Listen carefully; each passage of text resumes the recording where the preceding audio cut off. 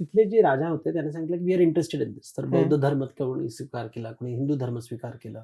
आणि त्यांनी सांगितलं की तिथे राजा जे होते ते सांगितले आम्ही सुद्धा मंदिर बनवणार. तर जे बौद्ध होते ते विहार बनवले, जे हिंदू होते ते मंदिर बनवले. पण हे जे हिंदू आहे हे 1000 year old हिंदुइझम आहे. हे आमचं हिंदू नाही. आता हिंदू धर्म भक्ती परंपरावर बेस्ड आहे.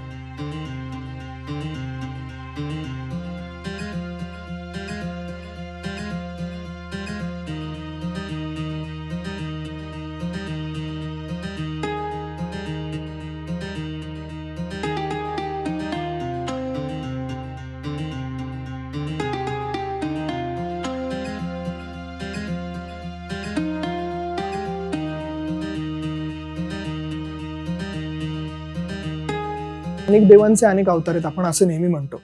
अवतार आणि युग, द्वापार युग, कलियुग, त्रेतायुग. सो नक्की अवतार ही काय कॉन्सेप्ट आहे आणि त्याच्या मागे जोडले जाणारे युग म्हणजे फॉर एक्झाम्पल आपण म्हणतो की रामाचं वेगळं युग, कृष्णाचं वेगळं युग, आत्ता असलेलं कलियुग. सो हे डिफाईन कसं करायचं? तर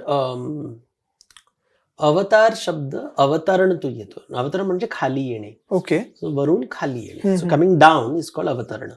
तर जे मोठं गोष्ट असतो ना, you are a very big अनंत रूपी देव आहे. येस. तो धरतीवर येतो जेव्हा तो भूलोकवर येतो तर तो मृत्यूलोकवर येतो. तो जे अमर आहे हु इज इमॉर्टल बिकम्स मॉर्टल.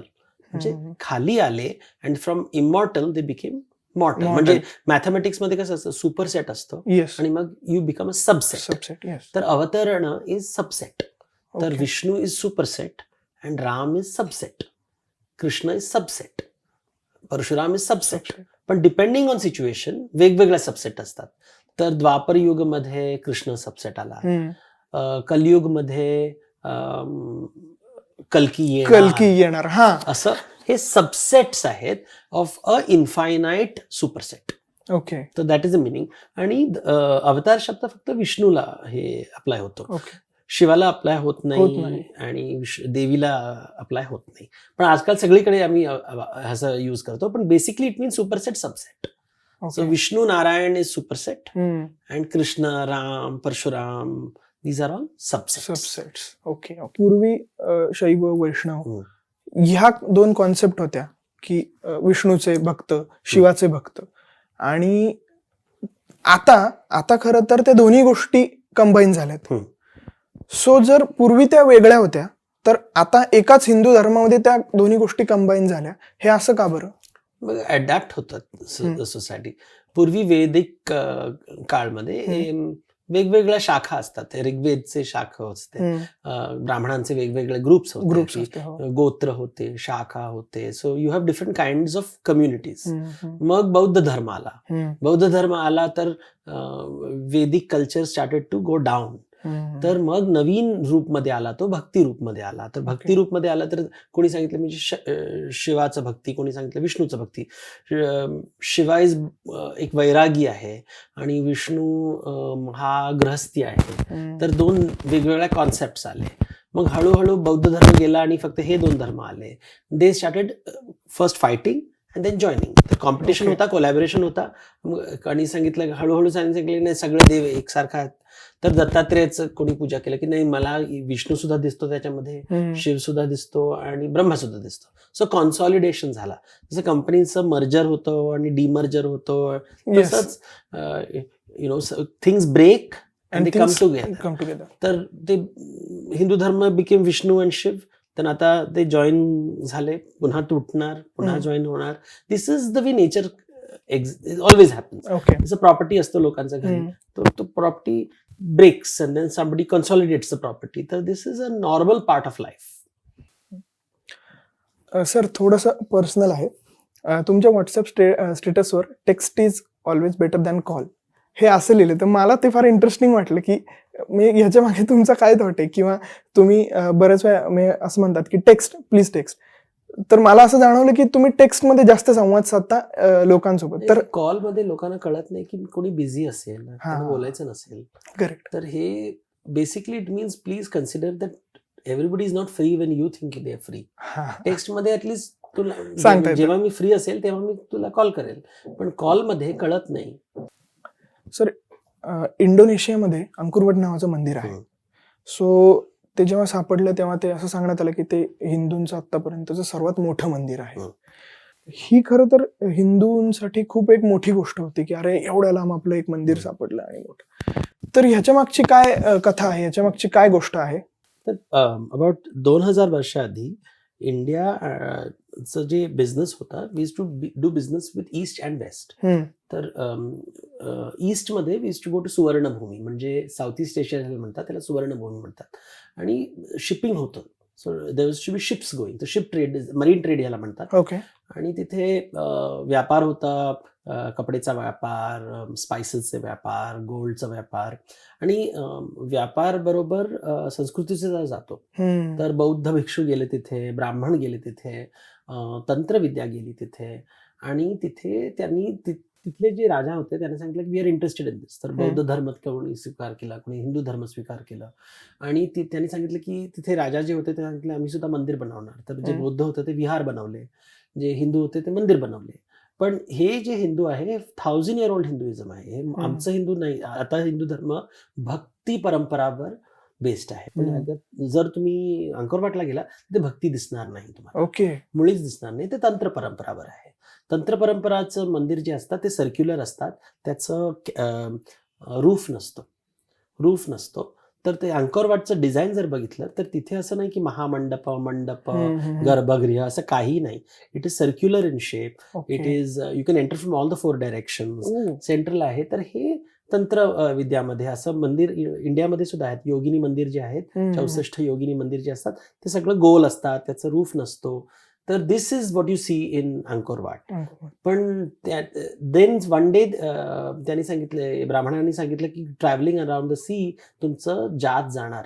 तर हे कालापानीचा कॉन्सेप्ट आला की if you cross the sea, तर धर्मशास्त्रामध्ये लिहिलं होतं की if you take a boat and leave India, तुमचं you will lose your caste.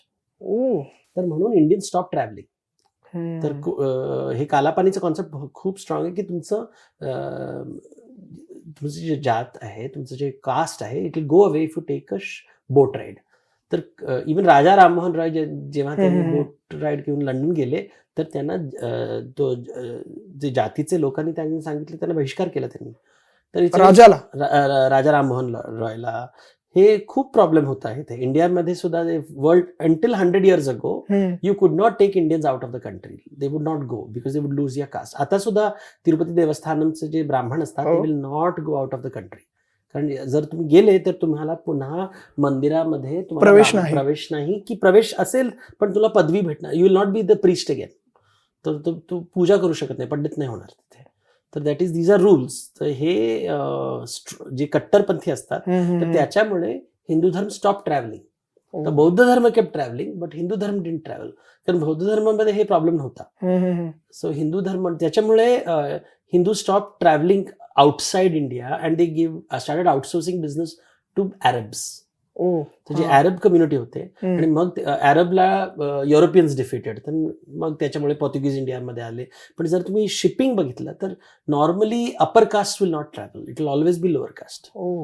तर upper caste would never go in ships. तर पूर्वी काळ म्हणजे गुप्ता कालमध्ये वी यूज टू गो. तर ब्राह्मण जात होते. तर तिथे जर तुम्ही अँकोरवाटला गेला, इंडोनेशियाला गेला, कंबोडियाला गेला, व्हिएतनाम, तिथे संस्कृतमध्ये खूप टेक्स्ट आहे. But it stops after 1300 AD. तर कालापानीचं सुरुवात झालं आणि त्याच्यानंतर ब्राह्मणांनी सांगितलं की जर तुम्ही गेला तर तुम्हाला इथून बहिष्कृत करू. You will be excommunicated. तर आम्हीच आमच्या पायावर मारून घेतला. तर असं झालं. तर आम्ही हे गोष्ट कोणी सांगत नाही. वी जस्ट से की हिंदू धर्म तिथे होता पण का बंद का झालं, आमच्यामुळेच. आपणच जबाबदार आहोत. कारण आम्ही हे रूल्स केलं, हे पोल्युशनचं रूल्स, शुद्धीकरण, अशुद्धीकरण. जर तुम्ही ट्रॅव्हल केलं तर तुम्ही अशुद्ध झाला तुम्ही, तर यू कॅनॉट कम बॅक. ज्ञानेश्वरांचं फॅमिलीमध्ये आहे ना, शुद्ध अशुद्ध. एकदा तू बाहेर गेलास, हे जे बाउंड्री आहे ते क्रॉस केला तुम्ही, तर त्याच्यानंतर तुमचा बहिष्कार होणार. तर that is a common thing. आम्हाला माहित आहे आमच्या देशात तसं असतं. मुळात खरं तर प्रत्येक जण देव मानतो, तो आपापल्या प्रमाणे त्याची श्रद्धा असते. पण बऱ्याच वेळेस आपल्या देशात असं होतं की दान धर्मच करा किंवा तुम्ही हा देव पाळलाच पाहिजे, या देवाचा हा नियम तुम्ही मोडला नाही पाहिजे, किंवा आज कार्तिक स्वामींच्या अनेक मंदिरांमध्ये महिलांना प्रवेश नाहीये.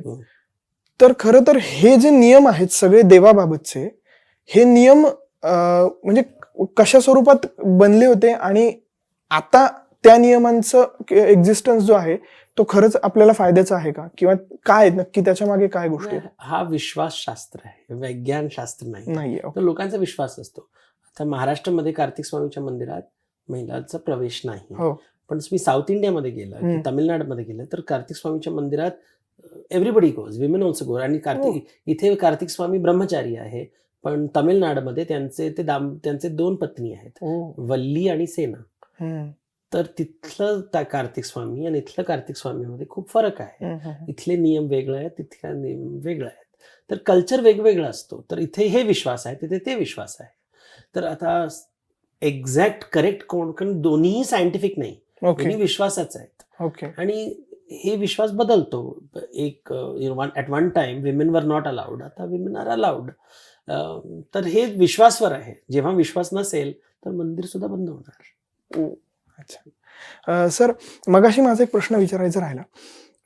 राक्षस ही जी कॉन्सेप्ट आहे, राक्षस म्हणजे मला समजलेली कॉन्सेप्ट अशी की वाईट वृत्ती. ओके, राक्षस ही नक्की काय कॉन्सेप्ट आहे आत्ताच्या जमान्यात, तुम्हाला काय वाटतं? आणि रावण, आता काही लोक म्हणतात की रावण हा खूप पुण्यवान राजा होता, फक्त त्याच्याकडनं काही चुका झाल्या त्याच्यामुळे गोष्टी घडल्या. तर ह्या 2 गोष्टी तुम्ही कशा बघता? तर वाल्मिकी रामायणमध्ये जेव्हा राक्षस शब्द वापरतात त्याचं मिनिंग आहे की जंगलमध्ये राहणारे असं लोक जे यज्ञ करत नाही. ओके. तर जे यज्ञ करतात ते ऋषी बरोबर राहतात, आणि यज्ञ म्हणजे एक्सचेंज करतात, म्हणजे ट्रान्झॅक्शन असतो. मी काय तुला देणार आणि तू मला काय देणार. पण जे राक्षस असतात ते यज्ञ करत नाही, म्हणजे दे ग्रॅब. ओके. त्यांना जे पाहिजे असतं हिरावून घेतात. हा, so that is the meaning of the word राक्षस. म्हणून रावण सीताचं हरण करतो की मला पाहिजे मी घेणार. सो दिस इज राक्षस वृत्ती. आणि मनुष्य वृत्ती आहे की तू यज्ञ करून तुला जे पाहिजे, लेन ही माझी बायको आहे, so you cannot claim it. तो राक्षस सांगणार नाही मला जे पाहिजे मी घेणार. तर आता सुद्धा मी सांगू शकतो की ज्याच्यामध्ये राक्षस वृत्ती म्हणजे जो रूल्सला रिस्पेक्ट करत नाही, तो त्याला जे पाहिजे तोच घेणार, तो राक्षस वृत्ती. आणि ऋषीचं वृत्ती म्हणजे I will give and take. मला जे पाहिजे I will give you something, then you will give me something. तुला नाही द्यायचं असेल तर विल से इट्स व्हॉलंटरी, मला नाही द्यायचं असेल तर that's a very different way of looking at. Okay. आणि रावण पुण्यवान म्हणजे I don't understand how people say. म्हणजे महिलाला रिस्पेक्ट करत नाही, कन्सेंट घेत नाही, तर कसं पुण्यवान तो? बेसिकली तो शंकराचा खूप मोठे भक्त होता. म्हणून शंकराचे भक्त म्हणजे काय, आता त्याचं मिनिंग काय असं सांगितलं. म्हणजे मी भक्त आहे म्हणून काही करू शकतो. म्हणजे माझं काही रिस्पॉन्सिबिलिटीज नाही सोसायटीवर, लोकांवर, माझी वाईफ, म्हणजे परस्त्रीवर माझं काय अधिकार जमायची जी इच्छा आहे, हे शिवभक्तीचं इजंट देअर अ डिफरन्स. पण शिवभक्ती म्हणजे काय? तर जो दारू पितो सांगतो मी सुद्धा अफीम घेऊन मी शिवभक्त आहे. शिवभक्त म्हणजे काय? लेट्स मेक अ लिस्ट ना. त्याचं म्हणजे काय? फक्त मी शिवभक्त आहे म्हणून I am a good person, म्हणजे जे मंदिरात जातो तो गुड पर्सन असं नसतं. सगळे चोर मंदिरात जाणार सांगितलं बघा आम्ही मंदिरला जातो तर आम्ही we should be good people असं नसू शकतं. चोर असतो जो सगळे जे चोर करतात ते सगळे मंदिरात जातात, त्याच्या म्हणजे की अच्छा वो मंदिर जाता है तो अच्छा आदमी आहे. घरी येऊन बायकोला मारतो, मुलांना मारतो, लोकांचं शोषण करतो, पण नाही तो मंदिर जाता है, क्षमा करो असं नाही. डेव्हलपमध्ये मी तुम्हाला बऱ्यापैकी फॉलो केलं, पण आता तुम्ही जेव्हा पुढच्या काही बुक्स लिहिता त्यावेळेस म्हणजे आता फॉर एक्झाम्पल सीतेवर तुम्ही पुस्तक लिहिलं, रामायणावर लिहिलं, महाभारतावर लिहिलं आहे, त्यानंतर काही स्पेसिफिक कॅरेक्टर्सवर तुम्ही पुस्तक लिहिलं, त्याच्यामधून तुम्ही डिफाईन केलं.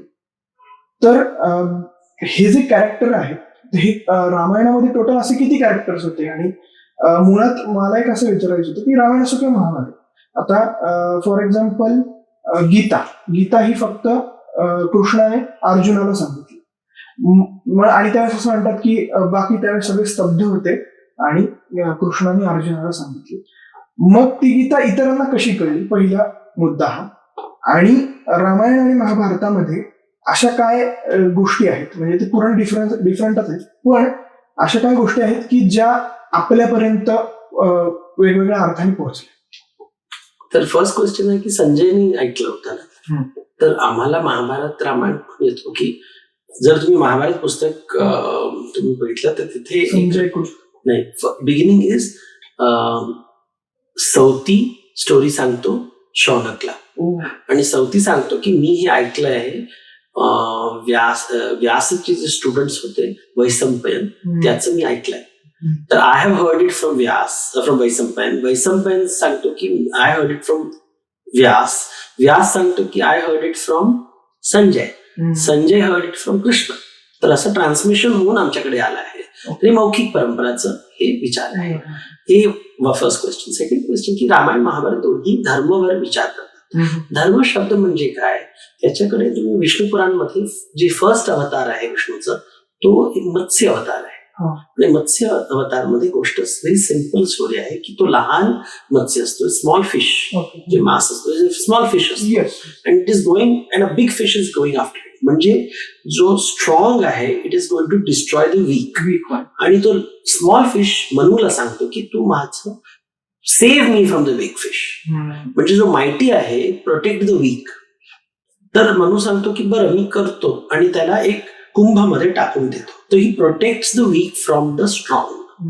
ह्याला धर्म म्हणतात. वेन यू कारण जंगलात the strong eat the weak, पण संस्कृतीमध्ये प्रकृतीमध्ये the strong will eat the weak, पण संस्कृतीमध्ये the strong have to protect the weak. याला धर्म म्हणतात. हे रामायणमध्ये सुद्धा सांगतात, महाभारत. म्हणून रामायणमध्ये who is strong, Ravana is strong. Who is weak, Sita is weak. पण रावण तिचं शोषण करतो, ही ग्रॅब्स.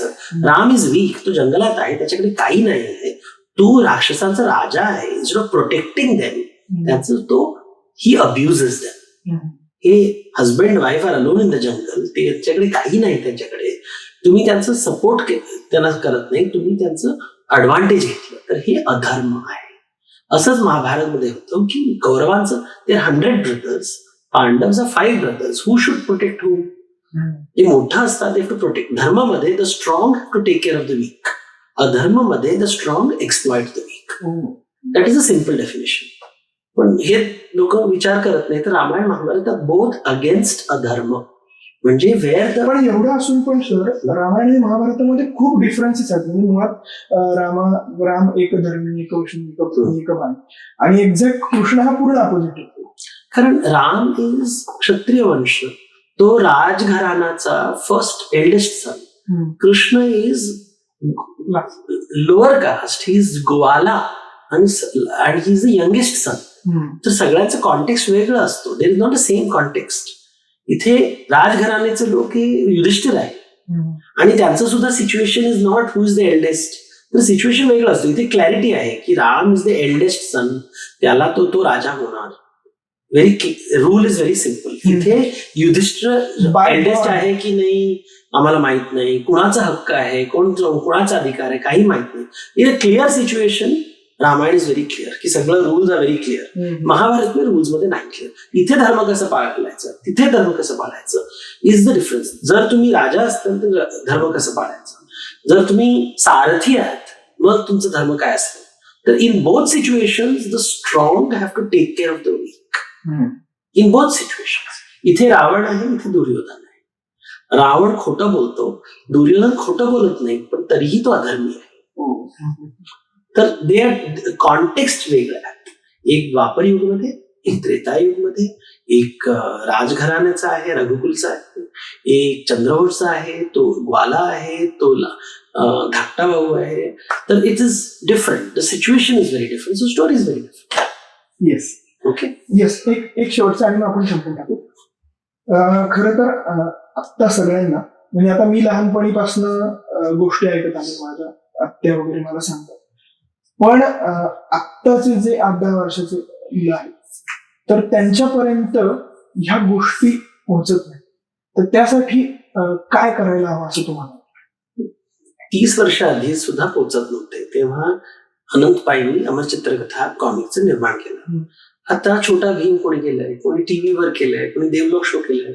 तर हे नवीन नवीन प्रकारचे लोक जाणार तिथे. तर आम्हाला काळजी करायची इच्छा is that's not the point. The point is like Naveen technology येणार, पीपल विल कीप रायटिंग. मौखिक परंपरा आहे, इट डझंट एंड. आणि नवीन रूप येणार, त्याचं नवीन अवतार येणार फॉर द न्यू ऑडियन्स. तर that is always going to happen. फोनवर येणार, पॉडकास्ट येणार, व्हिडिओज येणार. आता बायबल सुद्धा युट्यूब आणि Bible will get it. Ramayan करत मिळत, दे आर ऑलवेज बी.